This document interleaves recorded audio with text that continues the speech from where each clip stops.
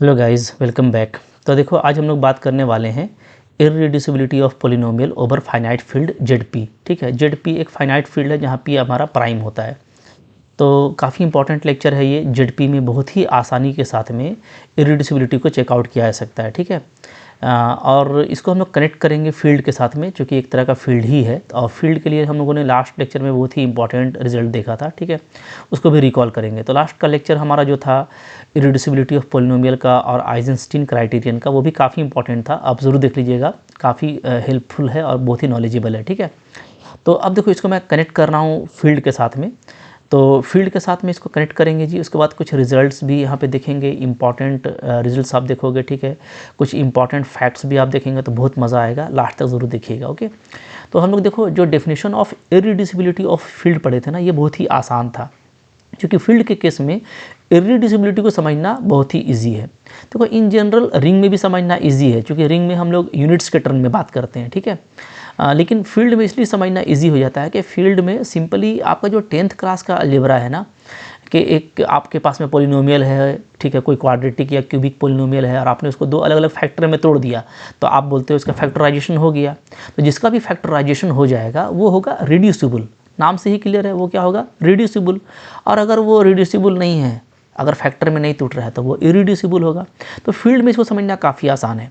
और हमारा जो 10th क्लास का अलजेब्रा था वो फील्ड ही था सारा, रियल नंबर, कॉम्प्लेक्स नंबर, ठीक है, रेशनल नंबर। तो वो सारा काम फील्ड में काफ़ी इजीली हो जाता है, इसलिए मैं फील्ड से आपको कनेक्ट करके बता रहा हूँ। ठीक है, तो देखो क्या है, फील्ड में हमारा ये डेफिनेशन था कि a polynomial is reducible over field F.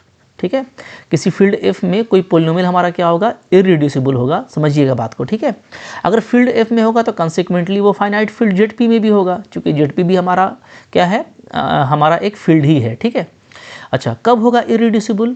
If it can not, ये इंपॉर्टेंट है, if it can not be factored, अगर आप उसको फैक्टर नहीं कर सकते हो into two non constant polynomial. ठीक है, नॉन कांस्टेंट पोलिनोमियल, भाई कांस्टेंट पोलिनोमियल क्या होता है?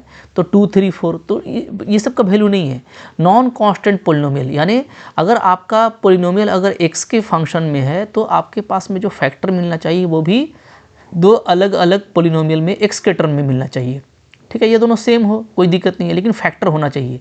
उस केस में क्या बोलेंगे हम कि फील्ड हम उस फील्ड में हमारा जो पोलिनोमियल है वो रिड्यूसिबल है। ध्यान दीजिएगा, अगर फैक्टर मिल जाता है तो रिड्यूसिबल होगा, नहीं मिलता है, अगर हम उसको कैन नॉट भी फैक्टर कर पाते हैं, तो वो क्या होगा? वो आपका इरिड्यूसिबल होगा। ठीक है, सिंपल सी बात है।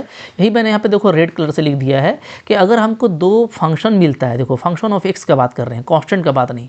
अगर हमको दो फंक्शन ऑफ एक्स मिलता है, सो दैट कि हम इस फंक्शन को दो अलग अलग फंक्शन में तोड़ पा रहे हैं। ठीक है, मतलब इस पोलिनोमियल को दो छोटे छोटे पोलिनोमियल में तोड़ पा रहे हैं। ठीक है, तो हमारा क्या होगा? ये फैक्टराइजेबल होगा, यानी ये रिड्यूसिबल होगा। और अगर ये रिड्यूसिबल है तो ठीक है, अदरवाइज़ क्या होगा? ये इरिड्यूसिबल होगा। तो सिंपल सी बात है कि अगर हमारा फंक्शन क्या है, अगर मेरा फैक्टराइजेबल है, ध्यान दीजिएगा, फैक्टराइजेबल। ठीक है, ओके, फैक्टराइजेबल का मतलब क्या होगा? दो अलग अलग फैक्टर्स में तोड़ जाना छोटे पोलिनोमियल में। ठीक है, तो वो फैक्टराइजेबल होगा, तो वो रिड्यूसिबल होगा, नहीं तो वो इरिड्यूसिबल होगा। तो इसको समझना बहुत ही आसान है। मैं यहाँ पे समझा रहा हूँ थोड़ा सा एक बार और, क्योंकि ये इंपॉर्टेंट है और आपके दिमाग में फील्ड हो जाएगा, फिट हो जाएगा। ठीक है, तो ओवर फील्ड में बात करता हूँ, तो सिंपल समझना है कि कोई मेरे पास में पोलिनोमियल है। ठीक है, उसको मैंने कर दिया gx इंटू एच एक्स के टर्म में, दोनों मैंने एक्स लिखा है, ध्यान दीजिएगा, यानी ये भी कोई फैक्टर है इन वेरिएबल, ये भी फैक्टर है इन वेरिएबल, दोनों में से कोई भी कांस्टेंट नहीं है। ठीक है, तो अगर ये तोड़ दिया तो ये क्या हो गया जी? ये आपका हो गया फैक्टराइजेबल या फैक्टराइज्ड हो गया, इसको सिंपली कहो। ठीक है, फैक्टराइज्ड हो गया, यानी कि ये क्या हो गया? ये आपका हो गया रिड्यूसिबल।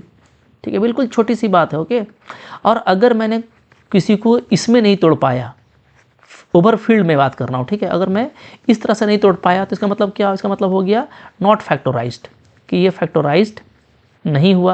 और फैक्टराइज्ड नहीं हुआ का मतलब क्या हो जाएगा? ये इररिड्यूसिबल। ठीक है, बहुत छोटी सी बात है, बिल्कुल मोहब्बत से समझिएगा। ओके, अच्छा, तो जैसे मैं एग्जांपल की बात कर रहा हूँ, अगर मैं एग्जांपल ले लूँ, ठीक है, मैं फील्ड ले लेता हूँ over set of rational cube. ठीक है, और एक पोलिनोमियल ले लेता हूँ 2x² + 4। तो 2x² + 4 को कैसे करेंगे?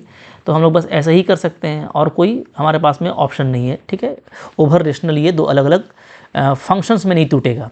ठीक है, एक कांस्टेंट मिलेगा और एक आपको फंक्शन मिलेगा। तो यहाँ पर आपको एक कांस्टेंट मिल रहा है, एक फंक्शन मिल रहा है, देख रहे हो ना? मतलब ये इस फॉर्म का नहीं है, ये हमारा एच एक्स इंटू जी एक्स इस फॉर्म का नहीं है, ठीक है, इस फॉर्म का नहीं है। इसका मतलब क्या है, इसका मतलब है ये नॉट फैक्टोराइज्ड। ये क्या हो गया हमारा, ये हमारा फैक्टोराइज नहीं हुआ। फैक्टोराइज नहीं हुआ इसका मतलब क्या है जी, इसका मतलब मोहब्बत से ये क्या हो गया आपका, इज़ इररिड्यूसिबल। बात समझिएगा, ठीक है, इज़ इररिड्यूसिबल, इररिड्यूसिबल, ठीक है, ओके। तो फील्ड में समझना काफ़ी इजी है, ये वही है जैसे हमारा हाई स्कूल अलजेब्रा में था, ठीक है। अब इसको अगर हम लोग बात करें इंटीग्रल डोमेन में, एकदम मोहब्बत से देखिएगा, ठीक है।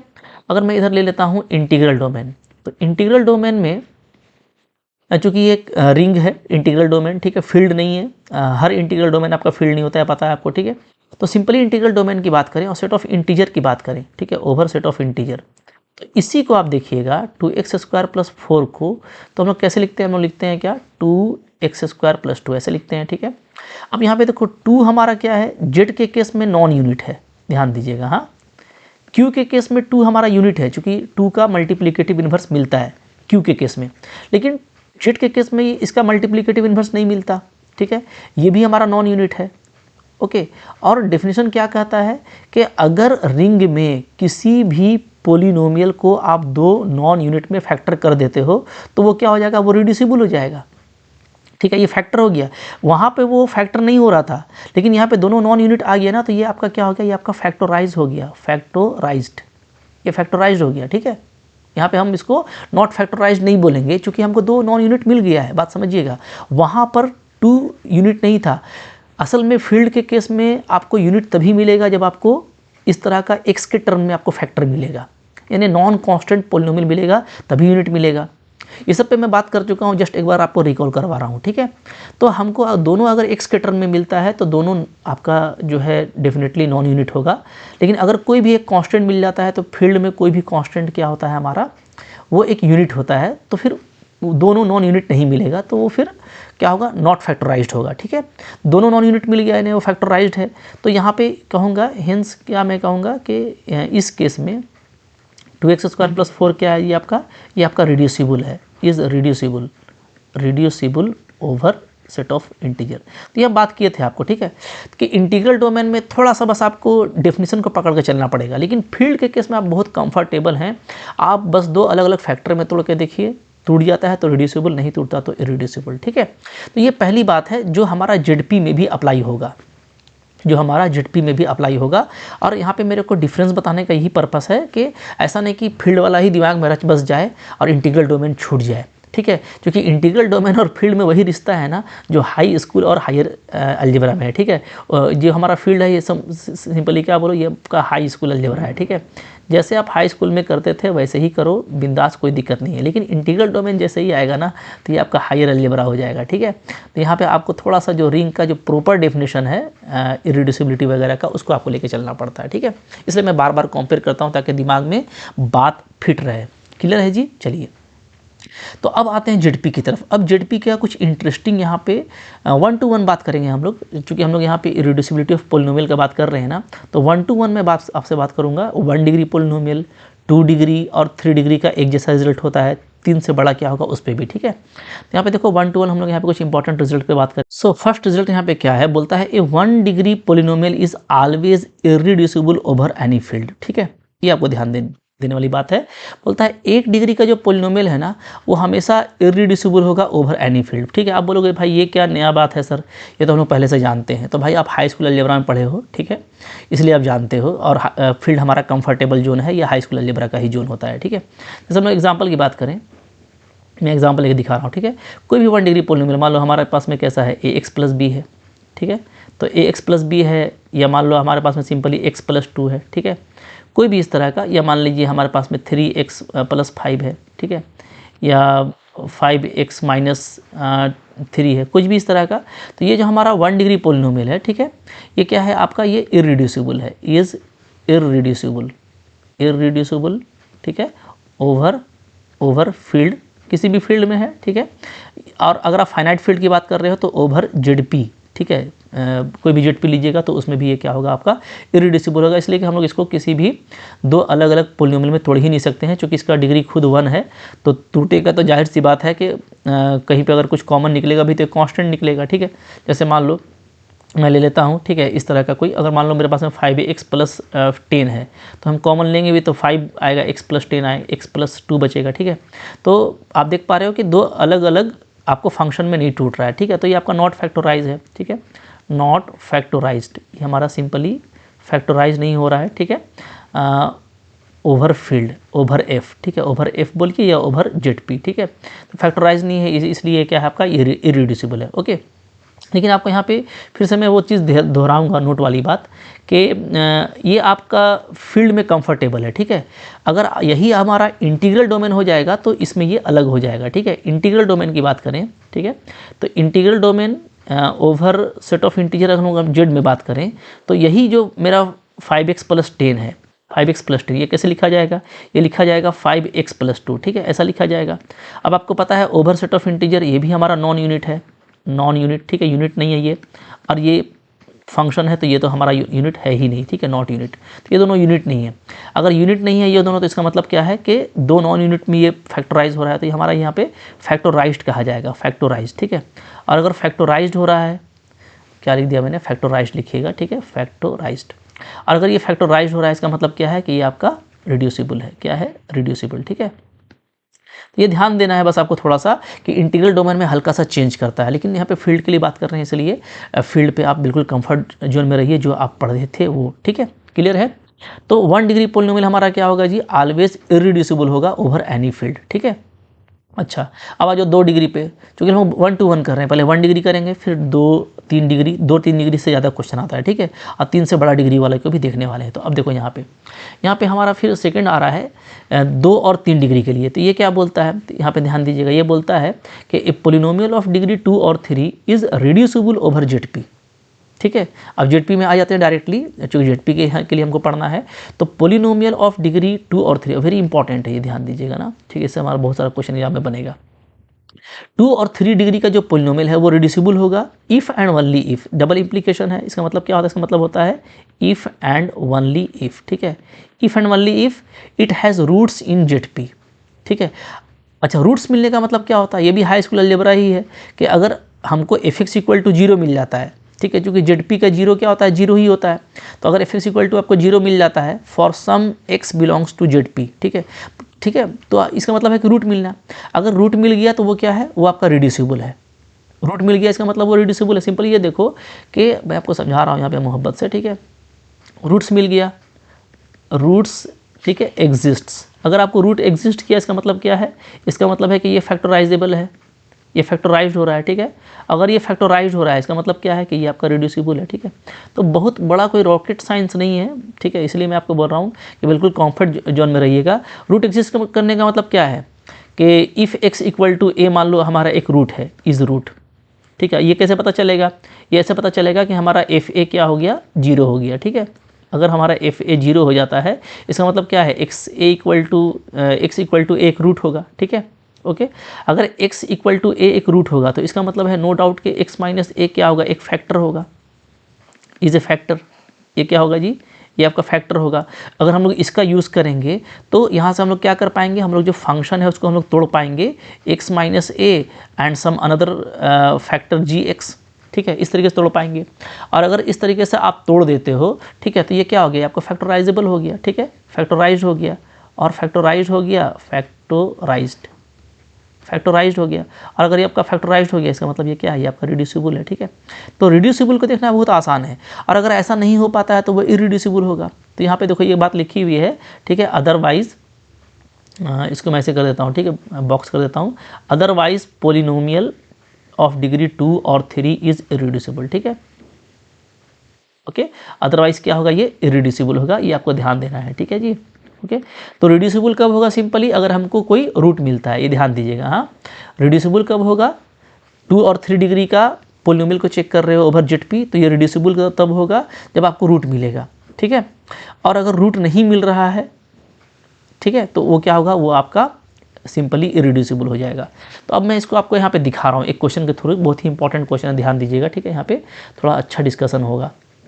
बोलता है check the reducibility of this polynomial, ठीक है, चेक कीजिए कि ये रिड्यूसिबल है या इरिड्यूसिबल है, एंड फैक्टराइज, और फैक्टर भी कीजिए, इफ़ एग्जिस्ट, अगर एग्जिस्ट करता है ओवर बारी बारी से Z2 Z3 Z5, ठीक है। ओके, तो यहाँ पे आप ध्यान देना, यहाँ पे मैं ले लेता हूँ ना कि यहाँ पे हमारा जो fx है वो क्या है जी, fx जो है ये हमारा 1 + x², इसको हम लोग सपोज कर लेते हैं, ठीक है। ठीक है, अब हम लोग बारी बारी से ना Z2 पर भी, Z3 पे भी और Z5 पे भी चेक करेंगे कि रूट मिलता है कि नहीं मिलता है। अगर fx का रूट मिल गया तो ये रिड्यूसिबल होगा, नहीं मिलेगा तो इरिड्यूसिबल होगा। बहुत सिंपल सा चीज़ है, जैसा हम लोग अभी पढ़े, ठीक है।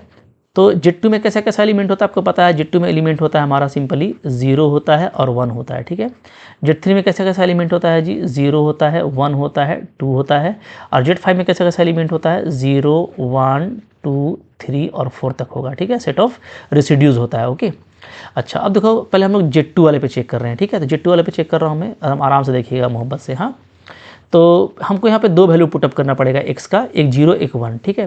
तो अगर मैं x का वैल्यू रखता हूँ 0, ध्यान देना ना, तो मेरे को यहाँ से यहीं पे डालना है, तो मेरे को f0 क्या मिलेगा, तो f0 मेरे को मिल जाएगा 1 + 0 यानी 1, ठीक है। 1 मिला, नॉट 0 मिला, ध्यान दीजिएगा, ठीक है। x = अगर मैं 1 रखता हूँ तो क्या हो जाएगा, तो f1 का वैल्यू क्या आ जाएगा जी, 1 + 1 आ जाएगा, जो कि 2 है। और 2 एक्चुअली क्या है, 0 है, ठीक है, इन set of integer residue modulo 2, ठीक है। चूँकि Z2 में 2 जो होता है क्या होता है, 0 के कॉन्ग्रुएंट होता है, ठीक है। आपको पता है 2 को 2 से डिवाइड करेंगे तो रिमाइंडर 0 मिलेगा। ओके, तो 0 आ गया। जैसे ही 0 आ गया, सिंस क्या, f1 = 0, इसका मतलब क्या, इसका मतलब कि x = 1 क्या है, एक रूट है, इज ए रूट। और अगर ये रूट है तो हमको यहाँ पे एक फैक्टर मिलेगा, क्या, x - 1 इज ए फैक्टर, ठीक है, लाइक हाई स्कूल अलजेब्रा। अब आप थोड़ा सा चौंकिएगा कि 1 + x² का किस तरीके से फैक्टर हो रहा है यहाँ पे, तो बिल्कुल फैक्टर होगा, क्योंकि हमको फैक्टर मिल चुका है, ठीक है। ओके, और आप देखेंगे ना कि 1 + x² का जब आप फैक्टर करेंगे, ठीक है, तो आपको एक तो x - 1 मिल रहा है, ओके, और दूसरा जो है आपको क्या मिल जाएगा, x + 1 मिल जाएगा, ठीक है। क्योंकि एक रूट आपको 1 मिल रहा है ना, और ये आपका क्वाड्रेटिक इक्वेशन है, तो 2 रूट होना चाहिए, तो एक रूट आपको -1 मिलेगा, ठीक है।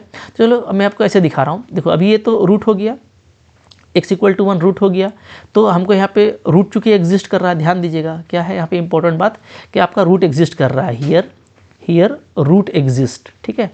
और हम लोग पढ़े थे कि अगर रूट एग्जिस्ट करता है तो हमारा जो फंक्शन होगा वो क्या होगा, वो आपका रिड्यूसिबल होगा, fx इज़ रिड्यूसिबल, ठीक है, लाइक हाई स्कूल अलजेब्रा, कोई टेंशन वाली बात नहीं है। fx हमारा क्या कर रहा है, यहाँ पे रिड्यूसिबल हो रहा है, ठीक है। अच्छा, रिड्यूसिबल अगर हो रहा है तो आपको बोला था फैक्टर में बांटिए, मैं आपको फैक्टर में ही बांट के यहाँ पे दिखा दे रहा हूँ, ठीक है।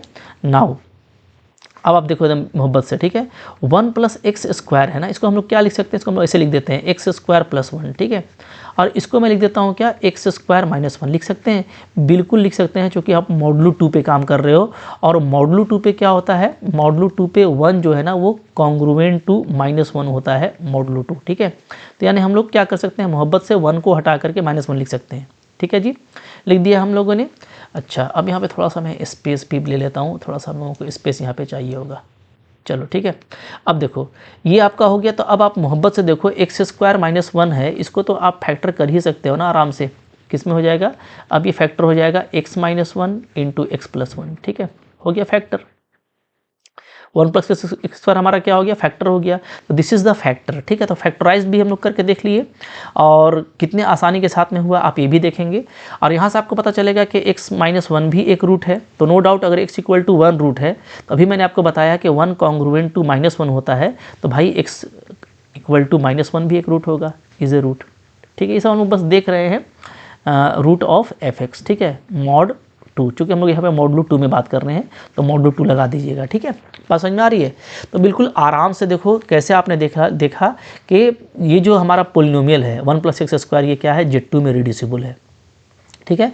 तो हमारा जो फैसला हुआ वो क्या हो गया जी, वो ये हो गया कि ये आपका रिड्यूसिबल है, ठीक है, रिड्यूसिबल, इसमें आपका रिड्यूसिबल आ गया, ठीक है। अब चलो Z3 में देख लेते हैं। Z3 में आप देखिएगा तो हमको 0 1 2 डालना है, आप 0 डालिए, तो f0 क्या आएगा, तो f0 हमारा 1 + 0 1 आ जाएगा, ठीक है। f1 क्या आएगा, 1 + 1 2 आ जाएगा। f2 क्या आएगा, तो f2 हमारा आ जाएगा 1 + 2 का स्क्वायर 5, ठीक है, 5 आ रहा है।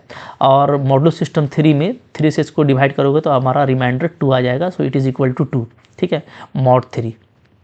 ओके, तो हम लोग ये देख रहे हैं कि कहीं भी हमको 0 नहीं मिल रहा है, 0 नहीं मिल रहा है, यानी कि कोई भी आपको रूट नहीं मिल रहा है, ठीक है। 0 आता तभी तो हम लोग बोलते हैं ना कि रूट होगा, ठीक है।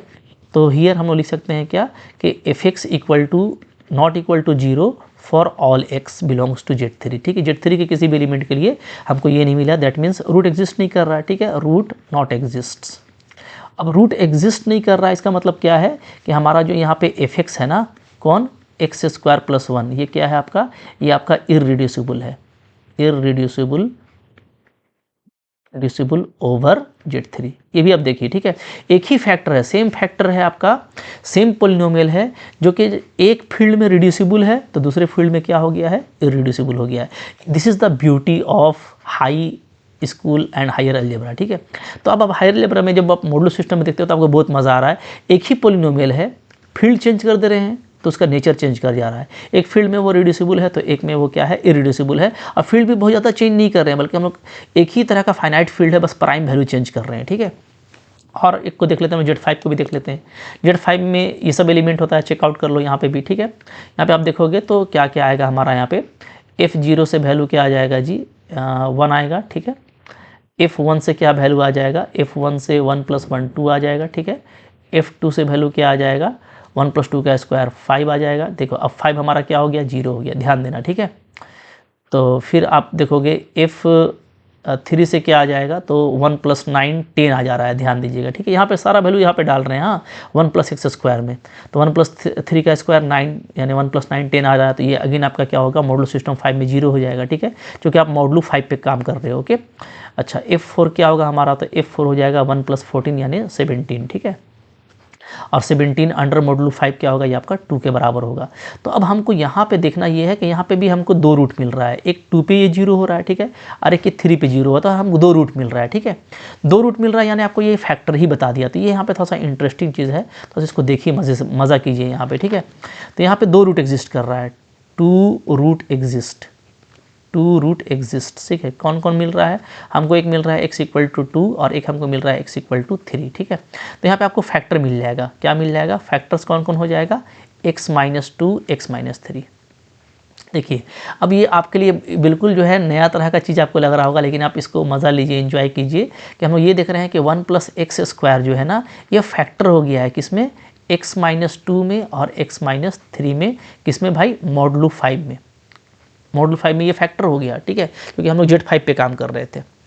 अच्छा, आप देखोगे ना, मैं आपको दिखा रहा हूँ, आप इसको मल्टीप्लाई करके देखो, वही वैल्यू आ जाएगा। ठीक है, मैं यहाँ पे वेरीफाई भी कर दे रहा हूँ, आपको थोड़ा सा देखने में अजीब लग रहा हो कि आप मल्टीप्लाई कीजिए, क्या आएगा, x²। ठीक है, यहाँ पे आपका आ जाएगा -5x और प्लस क्या आ जाएगा, +6 आ जाएगा। अब देखिए मोहब्बत से, मॉडुलो 5 में आप देखिएगा ना, तो क्या होगा जी, तो x²। ठीक है, 5 तो आपका मॉडुलो 5 में 0 होता है, तो आपका 0 हो जाएगा, और 6 जो है होता है 1 होता है, तो फाइनली आपका x² + 1 ही आ जाएगा। मतलब वेरीफाइड है कि ये इस फैक्टर में बिल्कुल टूट गया है।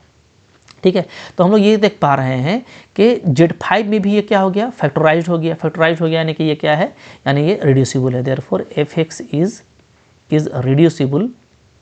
Reducible over Z5। ठीक है, तो आप देखिए फील्ड आपका बदल रहा है और आपका नेचर अलग अलग होता जा रहा है। 3 अलग अलग तरह का हम लोग फील्ड लिए थे, एक ही पोलिनोमियल पे बात कर रहे हैं, और एक ही पोलिनोमियल पे तीनों का अलग अलग नेचर आया है। इसमें ये रिड्यूसिबल है, ठीक है, यहाँ पे ये इररिड्यूसिबल है, इररिड्यूसिबल। ठीक है, और यहाँ पे फिर से ये क्या हो गया है, फिर से आपका यहाँ पे ये रिड्यूसिबल हो गया है। ठीक है, तो है बड़ा इंटरेस्टिंग चीज़, आप देख पा रहे हो। ओके, तो रूट का एग्जिस्ट करना, जैसे हम लोग पढ़े थे कि ZP के केस में, फाइनाइट फील्ड के केस में रूट मिल गया, मतलब वो आसानी के साथ में रिड्यूसिबल हो जाएगा। और ये जस्ट आपका हाई स्कूल वाला कंफर्ट जोन है, बहुत ज़्यादा कोई टेंशन लेने का ज़रूरत नहीं है। ठीक है, तो अब यहाँ पे एक रिमार्क बन रहा है, वो मैं लिख देता हूँ, चूँकि ये इंपॉर्टेंट रिमार्क है जो हम लोगों ने अभी देखा। ठीक है, इसको मैं यहाँ पे थोड़ा सा डाल देता हूँ। ठीक है, एक बहुत ही इंपॉर्टेंट रिमार्क मिल रहा है, क्या मिल रहा है कि एक सेम पोलिनोमियल, ठीक है, a same polynomial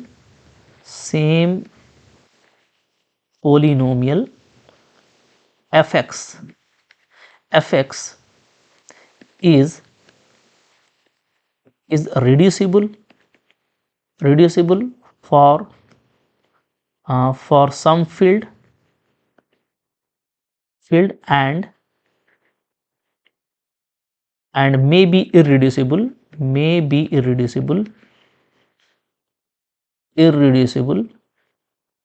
for another field। ठीक है। तो आप देख पा रहे हो ना कि हम लोग सिर्फ फील्ड के चेंज करने से क्या कर रहे हैं, हम लोग ये देख रहे हैं कि फील्ड के चेंज करने से एक पोलिनोमियल का जो नेचर है वो चेंज कर जा रहा है। किसी फील्ड में वो रिड्यूसिबल है, तो फील्ड को चेंज कर देने से क्या हो जा रहा है, वो इरिड्यूसिबल हो जा रहा है। ठीक है, तो ये एक इंपॉर्टेंट बात आप याद रखिएगा कि कोई अगर पोलिनोमियल इरिड्यूसिबल है तो वो एक पार्टिकुलर फील्ड में होगा। ठीक है, जैसे ही फील्ड चेंज करेंगे तो हमको उसका इरिड्यूसिबिलिटी को फिर से चेकआउट करना पड़ेगा। This is important. ठीक है, बात समझ में आ गई। तो आई होप आपको काफ़ी अच्छा लगा होगा। अब देखो आगे नेक्स्ट क्या है जी। इसी तरीके से देखो एग्जांपल 2 है हमारे पास में, क्या बोलता है, show that this polynomial is irreducible over Z3। ठीक है, Z3 में देख लीजिए कैसा कैसा होता है एलिमेंट। तो Z3 के पास में एलिमेंट होता है 0 1 2। ठीक है, बारी बारी से आप पुट अप कीजिए। अगर मैं F0 रखता हूँ तो F0 रखने से क्या हो जाएगा, 0 0 आपको 2 आएगा। ठीक है, अगर आप F1 रखते हो तो F1 रखोगे तो क्या आ जाएगा, तो 1 2 2 5 आ रहा है। ठीक है, आपका F2 रखोगे तो क्या आएगा, तो F2 रखने से हमारा आ जा रहा है। अच्छा 5 क्या होगा, मॉडुलो सिस्टम 3 में ये 2 हो जाएगा ना, मॉडुलो सिस्टम 3 में क्या हो जाएगा, 2 हो जाएगा। ठीक है, मॉड 3 लिख देता हूँ मैं यहाँ पे। ओके, अच्छा, और 2 अगर रखते हैं तो क्या हो जाएगा, तो 2 रखेंगे तो होगा 8 + 4 + 2। ठीक है, यानी हमारा हो जा रहा है 14। 3 में क्या हो जाएगा, अगेन ये 2 के बराबर होगा मॉडुलो सिस्टम 3 में। ठीक है, तो हम लोग क्या देख रहे हैं, हम लोग देख रहे हैं कि कोई भी रूट एग्जिस्ट नहीं कर रहा है, 0 नहीं आ रहा है। ठीक है, सिंस क्या, f(x) not equal to 0, okay, for all x belongs to Z3। ठीक है, this implies root not exist, root not exist. ठीक है, रूट एग्जिस्ट नहीं कर रहा है, इसका मतलब ये आपका इरिड्यूसिबल नहीं होगा, तो हमारा f(x) क्या हो जाएगा, सॉरी रिड्यूसिबल नहीं होगा तो ये इरिड्यूसिबल होगा, देयरफॉर f(x) इज इरिड्यूसिबल। ठीक है, बात समझ में आ रही है। तो आई होप अब आपको ये सब तो बहुत इजी लग रहा होगा, एकदम पूरा एकदम बच्चा जैसा लग रहा होगा। ठीक है, क्योंकि आप पहले से पढ़ते आ रहे हैं। तो कुछ नहीं करना है, जेडपी के केस में 1 डिग्री पोलिनोमियल तो ऑलवेज इरिड्यूसिबल होगा। 2 और 3 डिग्री में जस्ट आप रूट चेकआउट कर लीजिए, रूट अगर मिलता है देन वो आपका रिड्यूसिबल होगा, नहीं मिलता है इरिड्यूसिबल हो जाएगा। ठीक है, तो अब ये अगेन एक पोलिनोमियल है। ठीक है, Z2x में आपको चेक करना है ओवर Z2, ये इरिड्यूसिबल है या नहीं है ये आपको बताना है। तो ये आपको मैं होमवर्क छोड़ देता हूँ, बिल्कुल लॉलीपॉप क्वेश्चन है जैसा हम लोग ऊपर किए थे। मोहब्बत से आप Z2 में ओनली 2 एलिमेंट होता है, उस पर आप चेकआउट कर लीजिएगा कि ये रिड्यूसिबल आता है या इरिड्यूसिबल आता है, और कमेंट जरूर कीजिएगा कि आइदर फंक्शन हमारा रिड्यूसिबल है या इरिड्यूसिबल है। ठीक है, तो भाई देखो बहुत ही इजी था चेकआउट करना, और आप बहुत ही आराम से चेकआउट कर पा रहे होंगे, कोई मुश्किल बात नहीं है। जितना एग्जाम्पल कीजिएगा उतना और भी ज़्यादा ये क्लियर होता चला जाएगा। ठीक है, अच्छा, अब यहाँ पे एक बात मैं आपको दिखाना ये चाहता हूँ ना, कि ये हम लोगों का इरिड्यूसिबल आया। ठीक है, अच्छा, इसको आप चेकआउट करना। ठीक है, 0 और 1 दो ही वैल्यू होता है, आप देख लेना ये रिड्यूसिबल होता है या इरिड्यूसिबल होता है। ठीक है, आपको दिख ही रहा होगा, 0 से भी 1 आएगा और 1 रखने से 3 भी आपका मॉडुलो 2 में 1 ही होता है, तो 0 नहीं आ रहा, तो इरिड्यूसिबल है। इसलिए मैं आपको बता रहा हूँ कि बता दे रहा हूँ कि नीचे असल में कुछ रिजल्ट्स है जो इस पे बेस्ड है। ठीक है, तो अच्छा, इसको हम लोग क्या बोलते हैं, इसको हम लोग बोलते हैं मोनिक पोलिनोमियल। ध्यान दीजिएगा, क्या बोलते हैं, मोनिक क्वाड्रेटिक पोलिनोमियल। ठीक है, क्योंकि ये क्वाड्रेटिक है, आप देख पा रहे हो क्वाड्रेटिक है, और ये मोनिक है। मोनिक क्यों है, इसलिए मोनिक है ना कि यहाँ पे जो लीडिंग कोएफिशिएंट है वो 1 है, x² का कोएफिशिएंट क्या है, 1 है, तो इसको ऐसे पोलिनोमियल को हम लोग क्या बोलते हैं, मोनिक बोलते हैं। ठीक है, और जब हम लोग फाइनाइट फील्ड की बात करते हैं तो जैसे आप देख रहे हो ना कि एक आपने इरिड्यूसिबल पोलिनोमियल का एग्जांपल लिया है। ठीक है, जो कि Z2 में क्या है, इरिड्यूसिबल है। तो असल में गैलवा फील्ड में ना हम लोगों को इरिड्यूसिबल पोलिनोमियल चाहिए होगा। तो ये सब खजाना है कि हम लोग देख सकें कि ZP में कितना इरिड्यूसिबल पोलिनोमियल होता है। ठीक है, इस तरह का मोनिक क्वाड्रेटिक पोलिनोमियल बहुत सारा हो सकता है ZP में। Z2 में तो एक ही होगा। ठीक है, तो ZP की अगर हम लोग बात करें इन ZP, ठीक है, ZP का अगर हम लोग बात करें तो P का वैल्यू अगर 2 लेंगे तो कितना मोनिक पोलिनोमियल होगा, 3 लेंगे तो कितना होगा, 4 लेंगे तो ये एक रिजल्ट से आप निकाल सकते हो। ठीक है, क्योंकि आगे आपको इरिड्यूसिबल पोलिनोमियल की ज़रूरत पड़ेगी। तो यहाँ पे मैंने कुछ इंपॉर्टेंट रिजल्ट लिख दिया है, ये आप देख लो, बहुत इंपॉर्टेंट है। क्या है, नंबर 1 है number of reducible monic quadratic polynomial. ठीक है, मोनिक है, इसका मतलब कि इस टाइप का होना चाहिए, लीडिंग कोएफिशिएंट 1 होना चाहिए। तो इस तरह का जो मोनिक क्वाड्रेटिक पोलिनोमियल है, ठीक है, अगर हम ZP में बात करें तो रिड्यूसिबल पोलिनोमियल कितना होगा, तो ये होगा P × P + 1/2। ठीक है, वो जो सम ऑफ नेचुरल नंबर होता है उसके बराबर, वैसे आप याद रखिएगा। ठीक है, P × P + 1/2, तो ये हो गया हमारा। इतना तरह का आपको रिड्यूसिबल मोनिक क्वाड्रेटिक पोलिनोमियल मिलेगा। ठीक है, अगर यहाँ पे आप एग्जांपल रख के भी देख सकते हैं, मैं आपको दिखा रहा हूँ। ठीक है, एग्जाम्पल रख लेंगे तो और क्लियर नज़र आएगा यहाँ से। इससे देखो, मैं अगर एग्जाम्पल की बात करूँ, मान लो कि मैं ले लेता हूँ पी को 2 ले लेता हूँ, ठीक है, 2 ले लूँगा तो मेरे को ये चाहिए कि number of reducible polynomial, number of reducible polynomials, okay, in Z2 में कितना होगा। तो अब P आपने 2 लिया है तो फॉर्मूला आप देखोगे तो क्या हो जाएगा, 2 × 2 + 1/2, ओके, 2 आपका कैंसिल हो जाएगा तो हमको 3, तो यानी हमको 3 इस तरह का रिड्यूसिबल पोलिनोमियल मिल सकता है, ठीक है, Z2 में। जैसे एक तो आप जानते ही हो, अगर हम बात करें तो x² + 1, x² + 1 आपका रिड्यूसिबल था, ठीक है, ओके। इसी तरीके से आप लोगे x² + x, ये देखो ये भी आपका रिड्यूसिबल हो जाएगा, क्योंकि इसमें आपको रूट मिलेगा ना। जैसे ही Z2 में आप 1 रखोगे तो 1 1 ये 0 हो जा रहा है, यहाँ पे भी आप 1 1 रखोगे तो ये भी 0 हो जाएगा, ठीक है। हालांकि ये तो दिख रहा है कि x × x + 1 में टूट जाएगा, दो अलग अलग फंक्शन में, तो ये ऐसे ही आपको दिख रहा है, ठीक है। तो इस तरह का हमको जो मोनिक पोलिनोमियल है ना, वो हमको, तो मोनिक का मतलब देखो अब ऐसा नहीं कि पूरा हूबहू ऐसा ही होगा, a और b दोनों में से कोई 0 भी हो सकता है, ठीक है। तो x² + 1 हो गया, x² + x हो गया, ठीक है। इसी तरीके से 2 डिग्री में कोई एक और मिलेगा तो आप उसके बारे में सोचिए कौन हो सकता है, बस सोचिएगा और आपका काम हो जाएगा, ठीक है। अच्छा, अगर मान लो मैं p को ले लेता हूँ 5 और आपसे कोई पूछता है number of reducible polynomial in Z5, तो Z5 में कितना हो जाएगा, तो आप 5 रखोगे तो 5 × 5 + 1/2 आएगा, ठीक है, यानी आपका हो जाएगा 10/2, 5 25 हो जा रहा है जी, ओके। और सॉरी ये तो 6 हो रहा है ना, 6 2 अच्छा 15 हो जाएगा, यहाँ पे क्या हो जाएगा 15, यस, यहाँ पे हमारा आ जा रहा है, ये 6 हो रहा है तो 2 3 जा 6, 5 3 जा 15, तो आपको देखो 15 इस तरह का आपको मोनिक पोलिनोमियल मिलेगा जो कि रिड्यूसिबल होगा ओवर Z5, ठीक है। तो ये काम का रिजल्ट है, इसको अच्छे से याद रखिएगा। इसी तरीके से आप यहाँ पे देख सकते हो, ठीक है, थोड़ा सा मैं यहाँ पे ये भी कर देता हूँ, चलिए। फिर हमारा आ रहा है नंबर ऑफ इरिड्यूसिबल, ठीक है। अब क्या आ गया, इरिड्यूसिबल मोनिक क्वाड्रेटिक पोलिनोमियल, ठीक है। वो तो रिड्यूसिबल का था, अगर आपको इरिड्यूसिबल ढूंढना है और मोनिक ढूंढना है क्वाड्रेटिक पोलिनोमियल यानी इस फॉर्म का, ठीक है, ZP में, तो वो इस नंबर का होगा। जस्ट यहाँ पे प्लस के यहाँ पे माइनस कर देना, ठीक है। इसमें एग्जाम्पल की बात कर रहा हूँ। अगर हम लोग बात करें, ठीक है, इन Z2, अगर हम लोग Z2 में बात करते हैं तो P हमारा 2 है, ठीक है। तो number of irreducible monic polynomial कितना हो जाएगा जी, मोनिक क्वाड्रेटिक पोलिनोमियल, ठीक है, ये कितना हो जाएगा, ये हमारा हो जाएगा 2 × 2 - 1/2, ठीक है। 2 2 कैंसिल होकर आपका 1 ही बच रहा है, यानी एक ही ऐसा इरिड्यूसिबल पोलिनोमियल है, ठीक है, जो कि मोनिक होगा, आपको Z2 में मिलेगा। तो यहाँ पे देखो हम लोग मोनिक ही लिए थे, तो यही एक पोलिनोमियल है Z2 में। अगर आपको इरिड्यूसिबल लेना है जो कि Z2 में इरिड्यूसिबल हो तो आप ये ले लीजिएगा, क्योंकि इरिड्यूसिबल का ज़्यादा काम है, ठीक है, ओके। इसी तरीके से मान लो आपको Z3 में निकालना है, Z3 में, ठीक है, Z3 में आप निकालोगे तो number of irreducible monic quadratic polynomial क्या हो जाएगा, ये हो जाएगा 3 × 3 - 1/2, ठीक है। तो ये हमारा आ जा रहा है क्या जी, ये हमारा हो जाएगा 3 - 2/2, तो आपका सिर्फ 3 आ रहा है। तो अगर हम लोग Z3 में बात करें तो हमको इस तरह का मोनिक फॉर्म में अगर आपको चाहिए तो आपको 3 क्वाड्रेटिक पोलिनोमियल मिलेगा। बस सोचते जाना, थोड़ा सा कोएफिशिएंट को आगे पीछे करना, आपको मिल जाएगा, ठीक है। अच्छा, अगर मान लो आपको ऐसा चाहिए कि number of irreducible quadratic polynomial जो कि मोनिक ना हो, ठीक है, बस सिंपली हम लोग चाहते हैं इरिड्यूसिबल, जो कि इंपॉर्टेंट है हमारे लिए, जो कि हमको गैलवास फील्ड में इरिड्यूसिबल का बहुत ज़रूरत पड़ेगा, ठीक है।